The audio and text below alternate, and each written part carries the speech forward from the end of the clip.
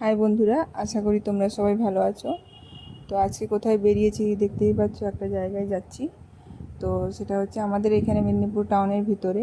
যারা অনেকে এসছো তারা তো দেখে বুঝতেই পারবে এটা কোন জায়গা, কিন্তু এটা হচ্ছে অনেকের জন্য নতুন, তাদের জন্য আমি এই ভিডিওটা বানালাম।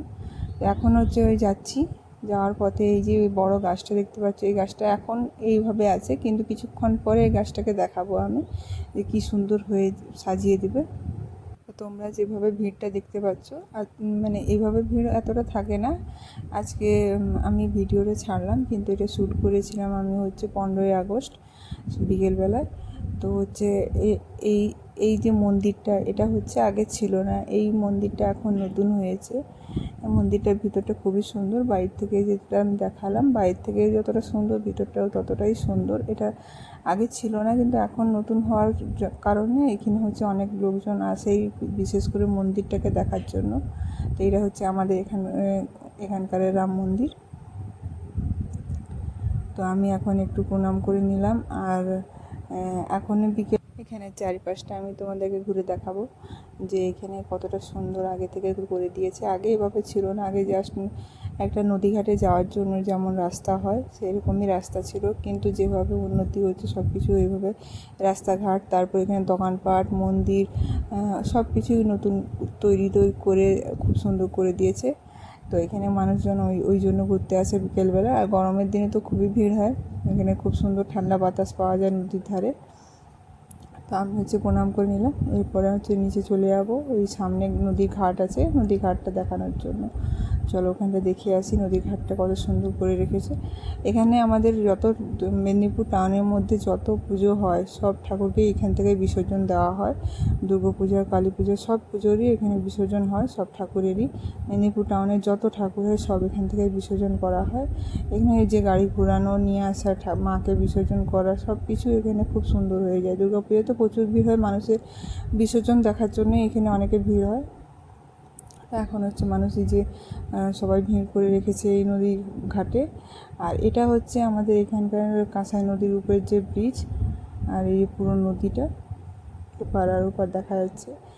আর এই ব্রিজটা হচ্ছে আমাদের মেদিনীপুর আর খড়গপুরকে জয়েন করার রাস্তা একটা, যেটা এই ব্রিজ থেকে আমরা মেদিনীপুর আর খড়গপুরের সাথে যোগাযোগ করতে পারি।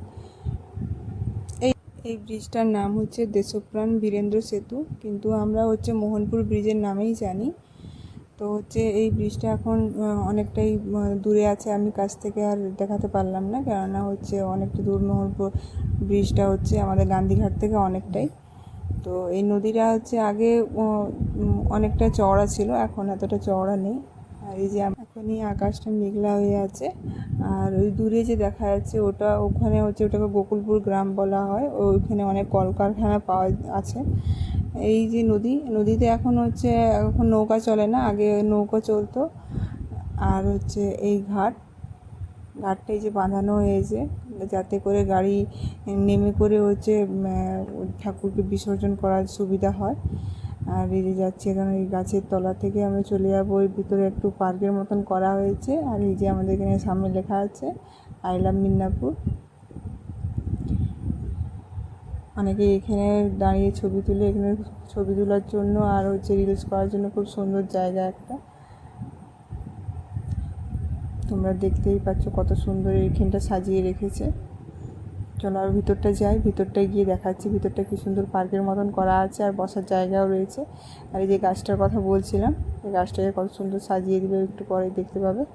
যতটা অন্ধকার হবে, যত অন্ধকার হয়ে যাবে তখন আরও বেশি দেখতে সুন্দর লাগবে। চলো ভিতরটায় যাই।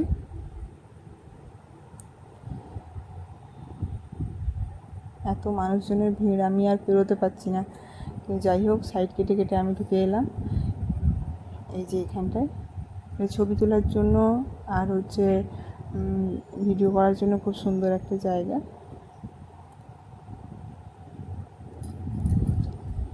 আর এখন একটু একটু অন্ধকার হয়ে এসছে বলে হয়তো দূরের জিনিসগুলো হয়তো ক্লিয়ার নয়, কিন্তু এই নদী আর এইখানে আমরা হচ্ছে যে আছি, এইখানটা হচ্ছে মানুষজনের ভিড় দেখতেই পাচ্ছ, যে এই সব মানুষ এইটাই দেখার জন্য এখানে ভিড় হয়। আর এই গাছটা দেখেছো কত সুন্দর সাজিয়ে দিয়েছে। আর এই আমাদের ওখানে রাম মন্দিরটা, যত অন্ধকার হবে তত এই গাছটার মধ্যে আলো আরও জ্বলে উঠবে।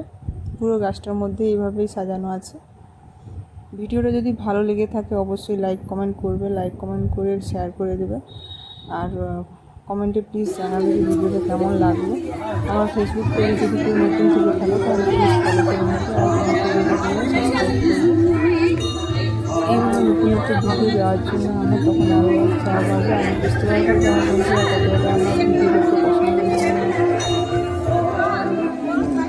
যে এরকম অন্ধকার হয়ে এসছে, আর বেশিক্ষণ থাকবো না, কারণ মানুষের ভিড় এখন কন্টিনিউ বেড়েই চলেছে। আর আমাদের বাড়ির মানে গাড়ি যে যেখানে রাখা আছে সেই বাড়ির রুম থেকে গাড়ি বের করানো খুব সমস্যা হয়ে যাবে। এরপরে আমি এখান থেকে ভাবছিলাম যে বেরোনোর সময় আমি যে আমাদের সামনে যে দোকানপাট বসছে সেগুলো আমি দেখাবো, কিন্তু মানুষজনের এত ভিড় হয়ে গেছে, এরপরে আমি ভিডিওটা নেওয়াটা আমার পক্ষে সম্ভব হলো না। এই যে আই লাভ মিদনাপুরটা কত সুন্দর দেখা যাচ্ছে, তোমরা দেখেই বুঝতেই পারছো যেখানে মানুষ কীভাবে আসে আর কতটা ভিড় হয় এখানটা দেখার আর ঘোরার জন্য। হয়তো অনেকে বলবে যে কিছুই নেই, কিন্তু এখানে মানুষ অনেকেই আসে এই ছবি তোলার জন্য আর কিছু সময় কাটানোর জন্য।